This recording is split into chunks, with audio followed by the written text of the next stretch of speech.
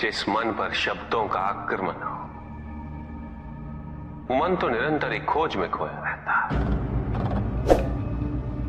कभी शास्त्रों में, कभी पर्वतों पर, कभी समुद्र के किनारे, तो कभी तीर्थ स्थलों पर, कभी मंदिरों में, कभी वन में।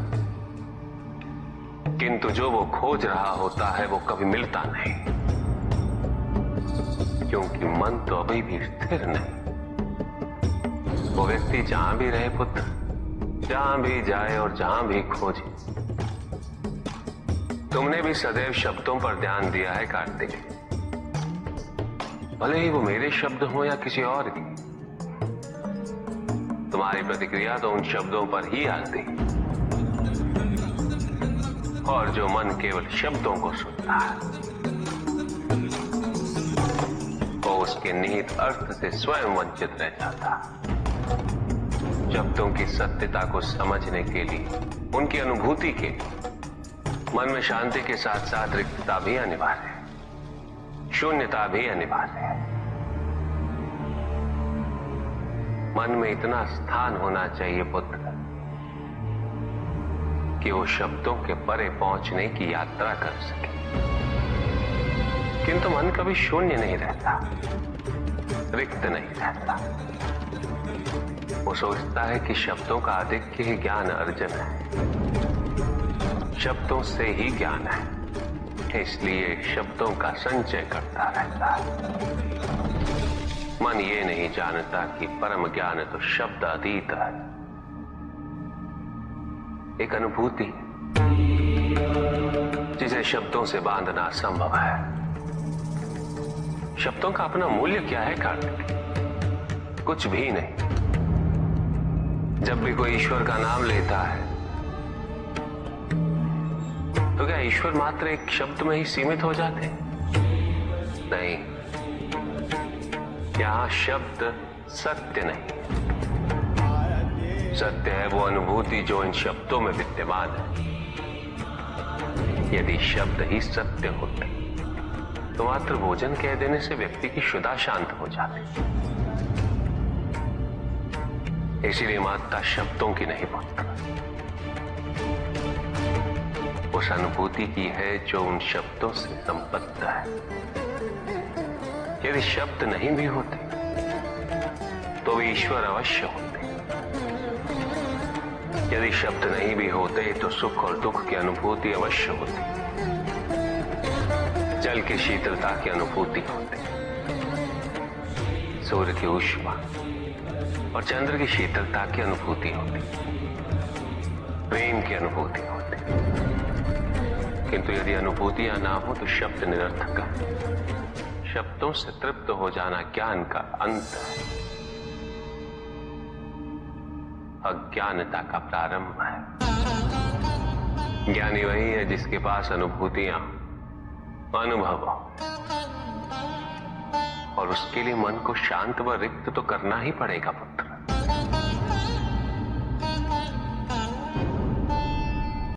युद्ध किसी व्यक्ति से नहीं गणेश, मानसिकता से होता। युद्ध में संघर्ष अच्छाई या बुराई का नहीं होता, सभी में अच्छाई है और बुराई भी है पुत्र। युद्ध तो विचारधाराओं का होता है। व्यक्ति अपने पराक्रम पर, अपनी क्षमता पर विश्वास कर युद्ध करता है, और जब उस विश्वास को क्षति पहुंचती है तो सब कुछ निरर्थक प्रतीत होने लगता है। किंतु आपसे पराजित होकर भी लोहितांग क्यों नहीं समझ रहा? उसे अपनी स्वतंत्र इच्छा का उपयोग कर उचित मार्ग पर चलने का प्रयास करना चाहिए। व्यक्ति अपने को खो दे समझती है, व्यक्ति अपने को समर्पित कर दे, छोड़ दे अहंकार को, तो ब्रह्म की इच्छा ही पूर्ण होती है, और अभी भी वही फलित हो रही है। ऐसा नहीं है कि हम उससे भिन्न फलित करा लेंगे, लेकिन व्यक्ति भिन्न फलित कराने में लड़ेंगे, टूटेंगे, नष्ट हो। एक नदी में एक बार बाढ़ आ गई पुत्र। 2 छोटे से तृण उसमें बह रहे थे और उसमें से एक नदी में तिरछा पड़ गया और वो बाढ़ को रोकने का प्रयास कर रहा था। वो अत्यंत ऊंचे स्वर में कह रहा था कि नदी को आगे नहीं बढ़ने देगा। यद्यपि नदी तो बस बढ़ती ही जा रही थी।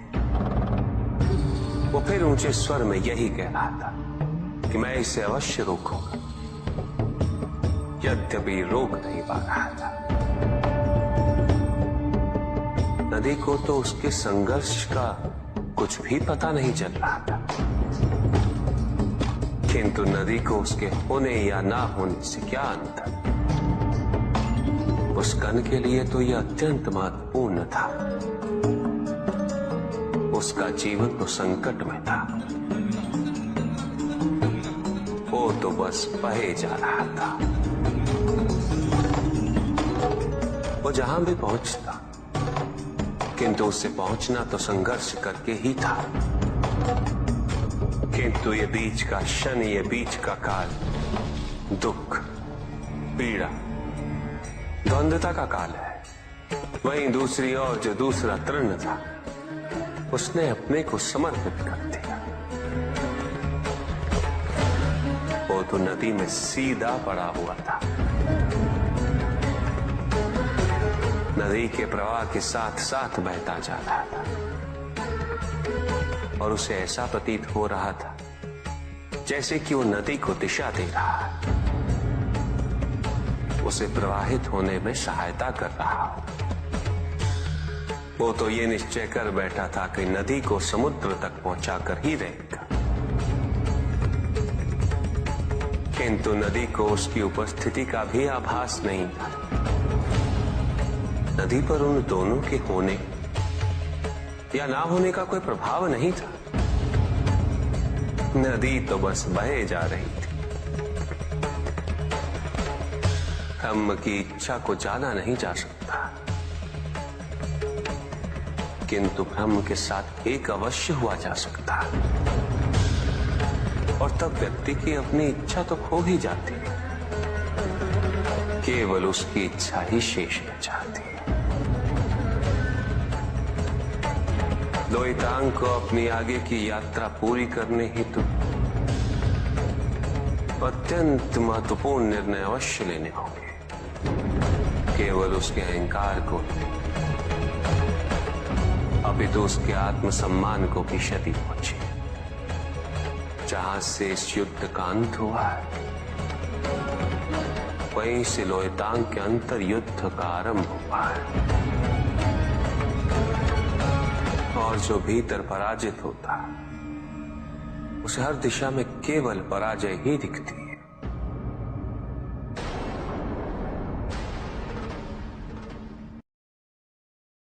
एक प्रश्न पूछ सकता हूं? अवश्य ऋषि कश्यप।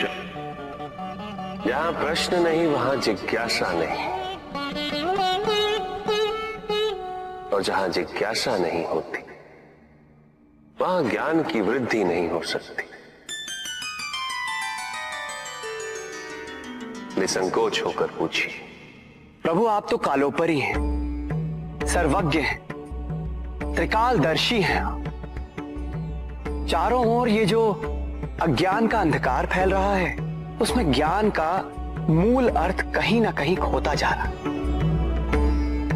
मेरा आपसे विनम्र निवेदन है प्रभु, किसी अन्य विषय पर चर्चा आरंभ करने से पूर्व हमारे और इस समस्त संसार के कल्याण और मार्गदर्शन हेतु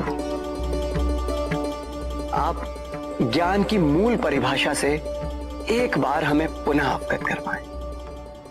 ज्ञान और अज्ञान की परिभाषा को स्पष्ट रूप से समझने के लिए ज्ञान और अज्ञान की विशेषताओं का स्मरण करना आवश्यक है।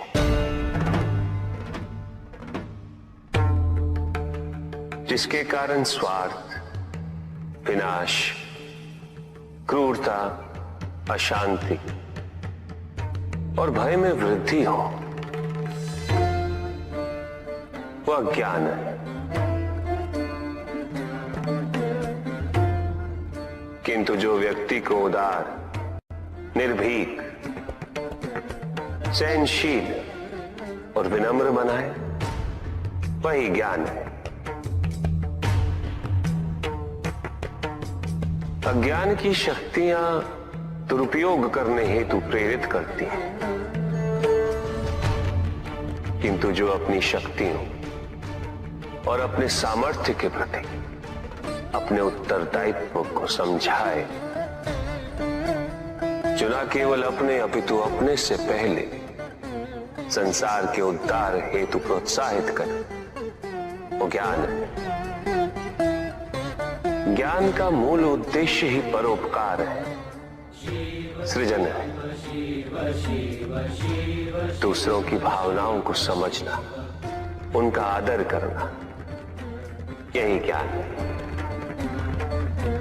क्योंकि ज्ञान हमें न केवल अपने अपितु दूसरों के दुख और सुख के प्रति भी संवेदनशील बनाता है। किंतु जो दूसरों की भावनाओं का अनादर करे, उसे ज्ञान की श्रेणी में कैसे रखा जा सकता है? अज्ञान के कारण व्यक्ति सांसारिकता में बंधता जाता है, मोह माया में उलझता जाता है। अज्ञान परम सत्य से दूर ले जाने का माध्यम है, किंतु ज्ञान व्यक्ति को परम सत्य की ओर ले जाता है। ज्ञान मुक्तिदायक है, मोक्ष का मार्ग है, और इस मुक्तिदायक ज्ञान का सर्वोच्च रूप है आत्मज्ञान, और यही ज्ञान की पूर्णता भी है। सभी के उद्धार के लिए मैं आपसे निवेदन करता हूं, भक्ति का उचित मार्ग बताए हमें, ताकि मेरी भांति दूसरा कोई भूल ना करे। भक्ति मुक्ति का आधार है पुष्पधन, और मुक्ति तो केवल समर्पण से ही संभव होगी। और समर्पण के प्राय भक्ति कब मोह में परिवर्तित हो जाती है।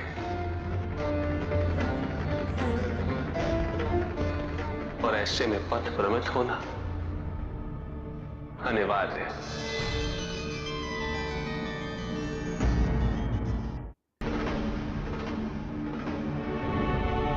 प्रभु, तांडव की परिभाषा क्या है?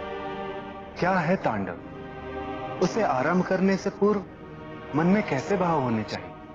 तांडव नृत्य जगत की 5 क्रियाओं का संकलन है। सृष्टि, स्थिति, प्रलय, तिरोभाव और अनुग्रह, अग्नि, जल, वायु, पृथ्वी और आकाश। मेरे नृत्याकार शरीर के 5 मुख, इन्हीं 5 भूतों से ब्रह्मांड का निर्माण होता। पृथ्वी से सभी भूतों के शरीर बनते हैं, और उनका पालन जल से होता है, और संपूर्ण भूतों का अंत अग्नि से होता है।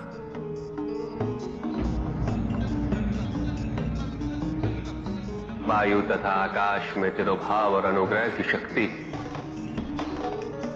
इस प्रकार मेरे ये 5 महाभूत मुख मेरे नृत्य की 5 महाक्रियाओं का प्रतीक है। धन आवश्यक है ऋषियंत्र, क्योंकि धन मूल आवश्यकताओं को पूरा करने में सहायक होता है। किंतु जब कोई व्यक्ति इच्छाओं को आवश्यकता समझने लगे,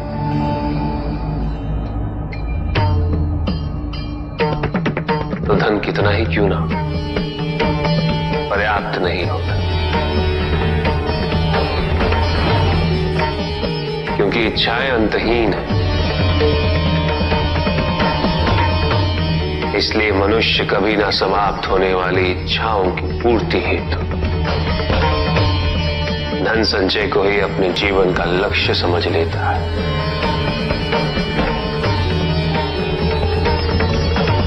वो लोभी बन जाता है।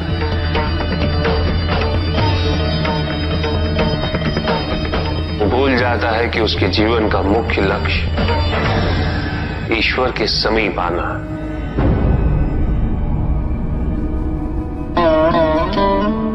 ऐसे लोभी व्यक्तियों को अपनी मृत्यु के समय भी यही दुख रहता है कि उन्होंने क्या कुछ नहीं पाया, क्या शेष रह गया। ऐसे समय में वो एक क्षण के लिए भी ईश्वर का स्मरण नहीं करते, अपने जीवन की निरर्थकता और व्यर्थता का बोध नहीं होता। बिल्कुल चाहिए, धन चाहे कितना भी हो ऋषियत्र, मूल आवश्यकताएं तो केवल उतनी ही। तन ढकने के लिए वस्त्र, पेट भरने के लिए आहार और शरण के लिए भवन। इन आवश्यकताओं के पूर्ण होने के पश्चात जो भी है वो इच्छा है। धनी व्यक्ति के पास जो भी अतिरिक्त धन होता है वो उसे दान करना चाहिए, उनके उद्धार के लिए जो अपनी मूल आवश्यकताओं को पूरा नहीं कर सकते।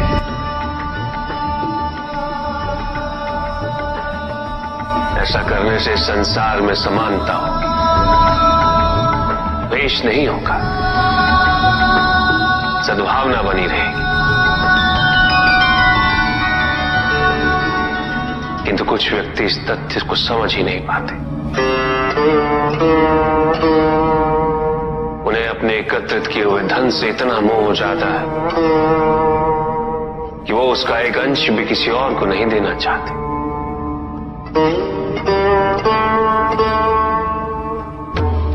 ऐसे व्यक्तियों की सूची में सर्वप्रथम स्थान कुबेर का है।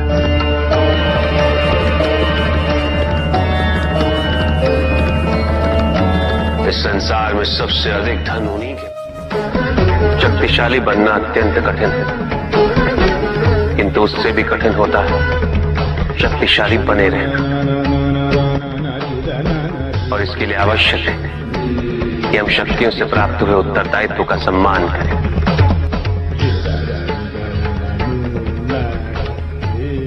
अन्यथा हम स्वयं पर निरंतर खो देते हैं और यह हमारे पतन का कारण बनता है। युद्ध में की गई भूल और उपलब्धियों से कुछ न कुछ सीखना आवश्यक है कार्तिक। बुराई और अच्छाई के मध्य ये युद्ध निरंतर चलता रहेगा। आज एक अध्याय समाप्त हुआ है, कल दूसरा अध्याय आरंभ होगा। जब तक इस समस्त संसार में बुराई है तो अच्छाई भी होगी, किंतु अच्छाई और बुराई के युद्ध में जीत सदैव अच्छाई की ही होगी। प्रभु, क्या संसार में केवल सुख का होना संभव नहीं है? प्रत्येक आत्मा का लक्ष्य केवल सुख की प्राप्ति ही तो है।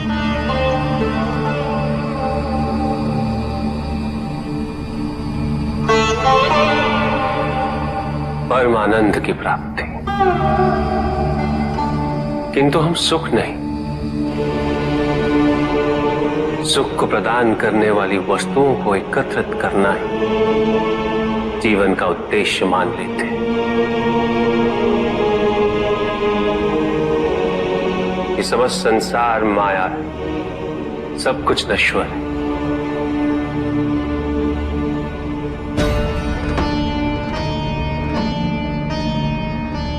जिन वस्तुओं को हम सुख का सोच समझकर एकत्रित कर रहे हैं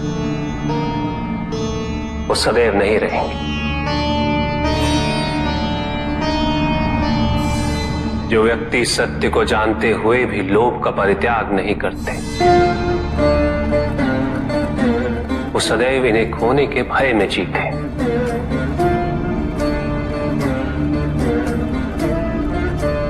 और जो व्यक्ति सत्य को जानते ही नहीं, वो अहंकार में जीते।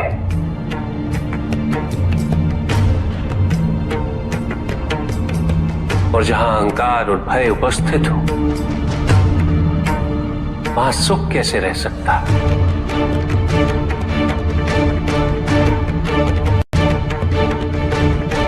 किसी को यह दुख है कि उसके पास कुछ भी नहीं, और जिसके पास सब कुछ, उसे यह दुख है कि पाने को कुछ शेष नहीं। सुख को हम स्वयं अपने दृष्टिकोण से परिभाषित कर देते हैं, जबकि वास्तविकता इससे भिन्न है।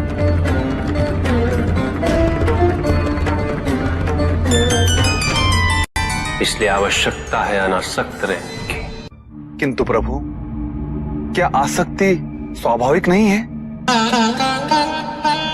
और दुख का मूल कारण भी तो यही है ऋषि भृगु। आसक्ति हमारे मन की शांति को छीन लेती, उसे भंग कर देती।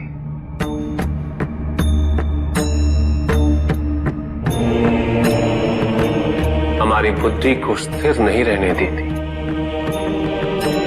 उसे चंचल बना देती।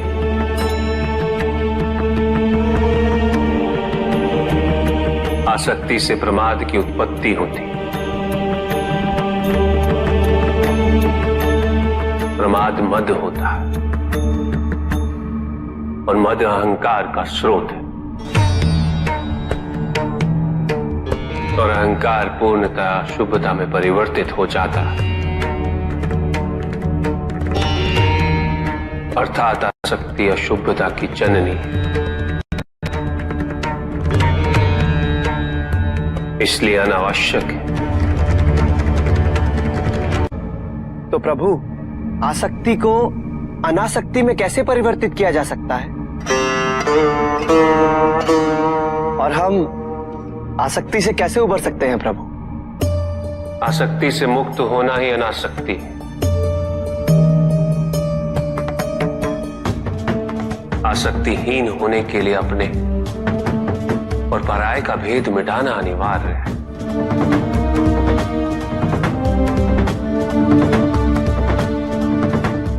और यह तभी संभव होगा जब हम सुख की खोज बाहर नहीं, अपने भीतर करें। जब हम यथार्थ को पहचानें, उसे स्वीकार करें।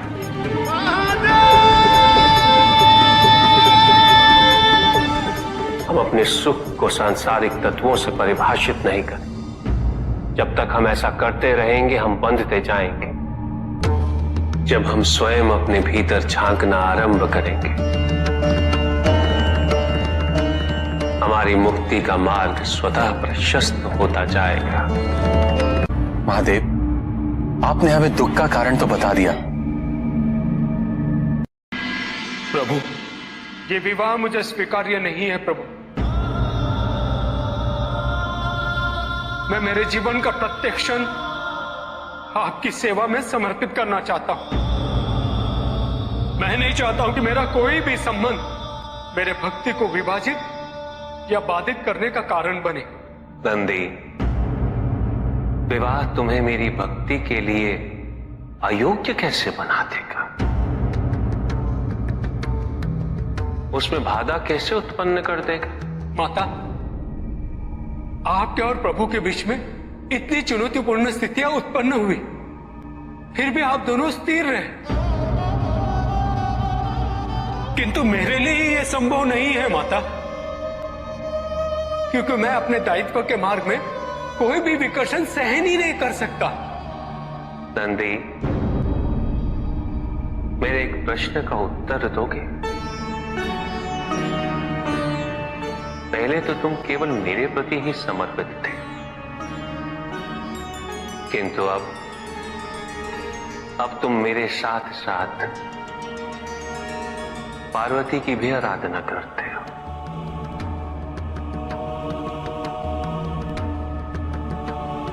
क्यों? प्रभु,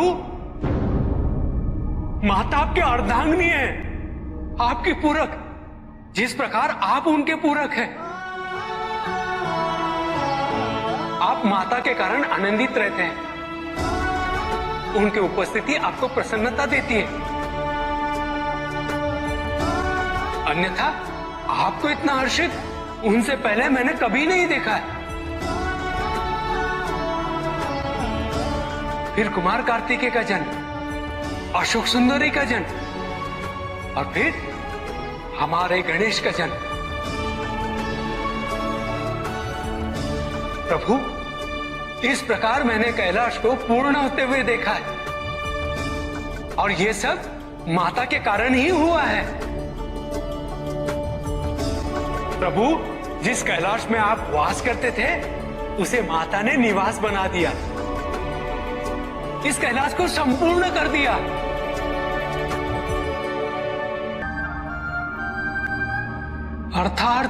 अर्थात व्यक्ति की पूर्णता हेतु विवाह आवश्यक है नंदी। जैसे स्वामी और हम एक दूसरे के पूरक हैं, उसी प्रकार तुम्हारी अर्धांगिनी और तुम एक दूसरे के पूरक बनोगे। विवाहित जीवन की अनुभूति, परिवार का सुख, उसके सुख और उसकी सुरक्षा के लिए संघर्ष, ये सभी अनुभूतियां व्यक्ति के विकास के लिए अनिवार्य है नंदी। किंतु प्रभु, मेरी स्वतंत्रता। स्वतंत्र तो वो नहीं है नंदी जो विवाह के विचार से भयभीत तो होते हैं या संकोच करते हैं, क्योंकि स्वतंत्रता तो वो है जो किसी भी विचार से प्रभावित ना हो, किसी भी सुख, किसी भी दुख से प्रभावित ना हो। और जो व्यक्ति इतना तटस्थ हो, जागरूक हो, उसकी स्वतंत्रता को तो विवाह से भी प्रभावित नहीं होना चाहिए। और फिर क्या गणेश, कार्तिकेय और अशोक सुंदर, ये सभी विवाह उपरांत परिवर्तित हो गए? क्या उनका विवाहित होना उनकी भक्ति और उनके समर्पण में बाधा बन गया नंदी? उनकी स्वतंत्रता में बाधा बन गया? क्या अपने माता पिता के प्रति उनका प्रेम और उनका सेवा भाव घट गया नंदी? फिर मेरे एक और पुत्र को ये चिंता क्यों?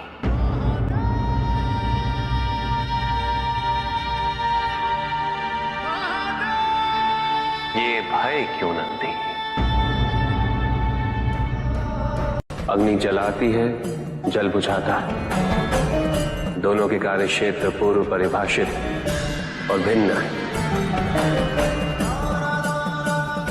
दोनों एक दूसरे को प्रतिस्थापित नहीं कर सकते। इसी प्रकार इस समस्त संसार में सभी की भूमिका पूर्व परिभाषित। संसार की यही विविधता इसकी विशेषता भी है।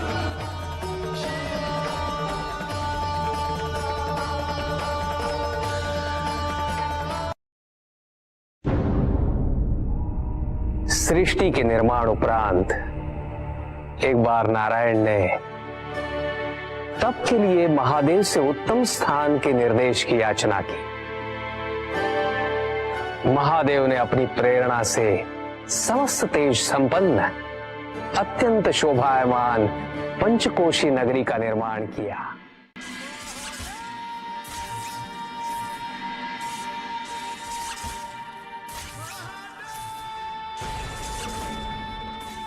वहां उपस्थित होकर नारायण ने बहुत काल तक तपस्या की।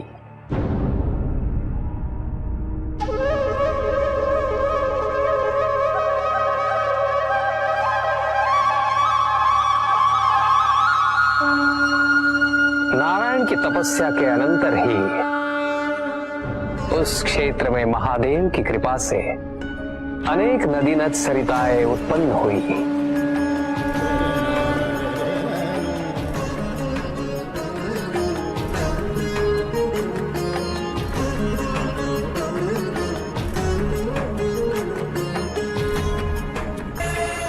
इस सब को देखकर आनंदमयी हो उठे नारायण ने जैसे ही अपना शीश हिलाया, उनके कान की मणि गिर पड़ी।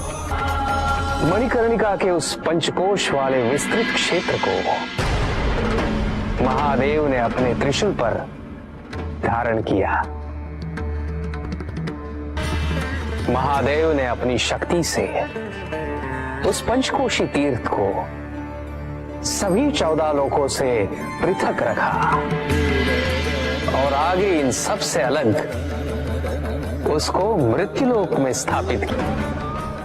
नारायण की ये मणिकर्णिका हमारे द्वारा निर्मित इस विश्व में स्थान पाए और सभी जीवों को हमारी ओर लाने का साधन बने। महादेव, आपने कहा था कि आप इसे इस लोक में स्थापित करेंगे। अब समय आ गया है। महादेव की कृपा से उस मणिकर्णिका का विस्तार पंचकोश तक हो गया। ये मणिकर्णिका पंचकोश की काशी बनकर इस पृथ्वी पर सदैव रहेगी। यह अविनाशी है, चिरकाल तक। सृष्टि के अंत के पश्चात भी इसका अंत नहीं होगा। ये भूमि मुझे सदैव प्रिय रहेगी। यहां तप करके स्वयं नारायण तीनों लोकों को प्रकाशित किया, इसीलिए ये मुझे अत्यंत प्रिय है। मैं इसे कभी भी नष्ट और विनष्ट नहीं होने दूंगा। ब्रह्मदेव, जब संसार के आवर्तन के पश्चात प्रलय आएगा, मैं इस काशी को पुनः अपने त्रिशूल पर धारण करूंगा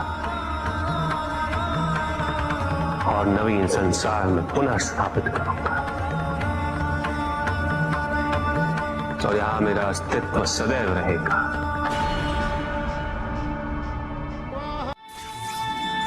महादेव ने उस क्षेत्र से अपने आत्मिक योग को ध्यान में रखते हुए अपने ज्योतिर्लिंग को वहां स्थापित किया, जो इस क्षेत्र से कदापि पृथक नहीं हो सकता। विश्व की स्थापना तो हुई, किंतु इस ज्योतिर्लिंग को आपने उस स्थान पर स्थापित किया है जिसकी ऊर्जाएं विश्व से परे। इस ज्योतिर्लिंग को विश्वेश्वर ज्योतिर्लिंग के नाम से जाना जाएगा।